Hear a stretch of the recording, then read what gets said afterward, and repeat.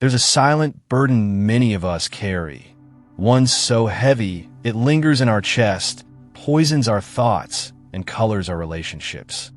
It's the weight of resentment, the betrayal we never asked for, the apology that never came, the wound that never healed. And in that ache, people will tell you, just forgive and move on. But how do you forgive? Well, what they did was not okay. When the scars remain and justice was never served. The Buddha never asked us to say, it's okay. He taught us something deeper, something liberating. That forgiveness is not about excusing the action. It's about freeing yourself from the prison of pain. The misunderstanding of forgiveness. Let's start with what forgiveness is not. Forgiveness is not saying, what you did is acceptable. It's not pretending that you weren't hurt. It's not about forgetting or reconciling. And it's definitely not about letting someone back into your life who continues to harm you. Most of us struggle with forgiveness because we believe it means we're letting someone off the hook. But the Buddhist view is this. Forgiveness is not about them. It's about you, about your peace, your liberation. You forgive not because they deserve it, but because you deserve to be free. The Buddha taught that holding on to anger is like grasping a hot coal with the intent of throwing it at someone else, but you're the one who gets burned. Karma and compassion, a shift in perception. In Buddhism, everything is rooted in the law of karma, cause and effect. Everyone is responsible for their own actions. When someone harms you, they generate karma, not you. Their behavior creates their future. Your response creates yours. When you hold hatred in your heart, even if it feels justified, you plant seeds of suffering.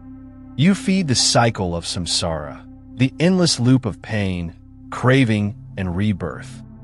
But here's the secret. You can break the cycle, not by forgetting what happened, but by choosing not to let it dominate your mind. The Buddha once said, hatred does not cease by hatred. Hatred ceases by love. This is an eternal law. But how do we love someone who's hurt us? Not romantic love, not even friendly love, but compassionate understanding. This doesn't mean you agree with their actions. It means you recognize they too are caught in delusion, driven by ignorance, craving, and fear. You don't forgive to fix them. You forgive because you refuse to let their darkness swallow your light. The prison of unforgiveness. Think of a grudge like a chain. Every time you revisit that pain, that memory, that injustice, you tighten the lock. You become a prisoner of your past. And what does it cost you? Sleepless nights, bitterness in your voice, distance in your relationships, a heaviness that never quite lifts. Sometimes, the person who hurt you is long gone. Sometimes, they don't even remember what they did. But you remember, and in remembering, you suffer. In Buddhist psychology, the mind is like a garden. You can choose what to water.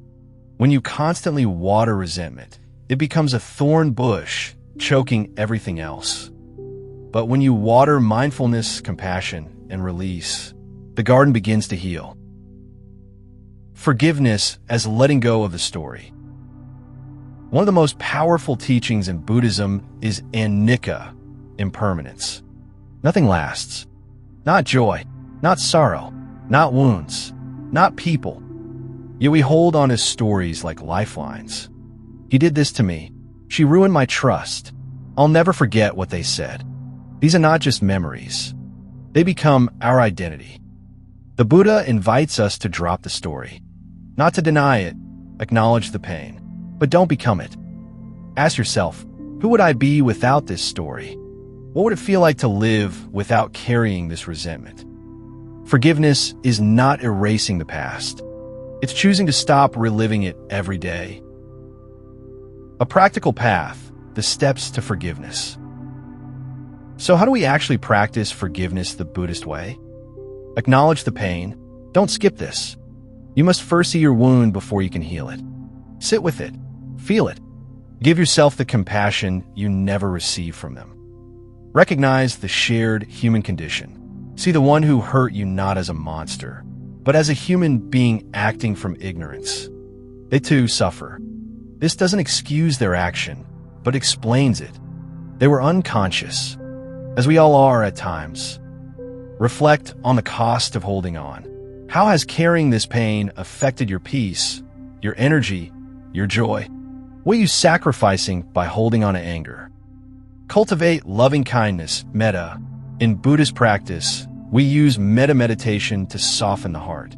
Start by sending loving kindness to yourself, then to someone you love, then to someone neutral, and eventually to the person who hurt you. Not because they earned it, but because you're choosing freedom. Let go not for them, but for you. Say to yourself, I forgive you, not because what you did was right, but because I will not let it poison me any longer. Repeat it daily, not once, not twice, but again and again. Forgiveness is not a one-time decision. It's a practice. When forgiveness feels impossible, there will be days when you can't do it. When the pain flares up again, when the memory stings. That's okay. Forgiveness is not linear. Some wounds reopen before they close for good. If the thought of forgiveness makes you recoil, start with the intention to forgive. That's enough. Say, I'm not ready yet, but I want to be, and that willingness plants the seed. Sometimes, the best you can do is stop wishing harm on them. Sometimes, it's simply not engaging with the memory again. Sometimes, it's not forgiving today, but keeping the door open for tomorrow. In the Dhammapada, the Buddha says, let go of anger, let go of pride. When you are bound by nothing, you go beyond sorrow. Forgiveness doesn't require reconnection. Here's something crucial. You can forgive someone without letting them back into your life. Buddhism doesn't teach naivety. It teaches awareness. Boundaries are a form of compassion, both for yourself and others. If someone continues to harm you, distance is not bitterness. It is wisdom. Forgiveness is not reconciliation. Reconciliation takes two. Forgiveness takes only one, you.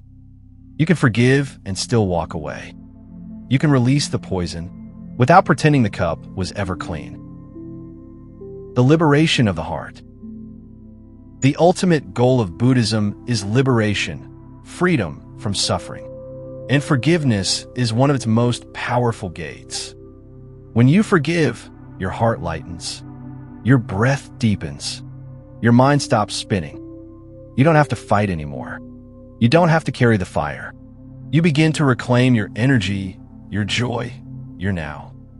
And in that peace, something incredible happens. You begin to live again, not as a victim, but as someone who has transcended the wound.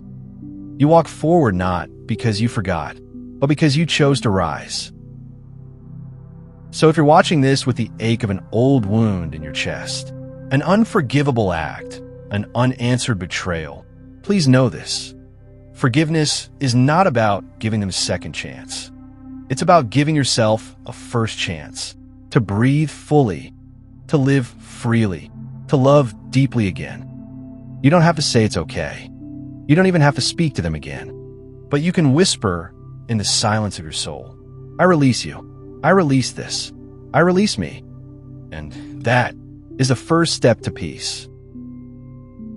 If this message touched something in your heart, let be a beginning. Not just words, but a practice.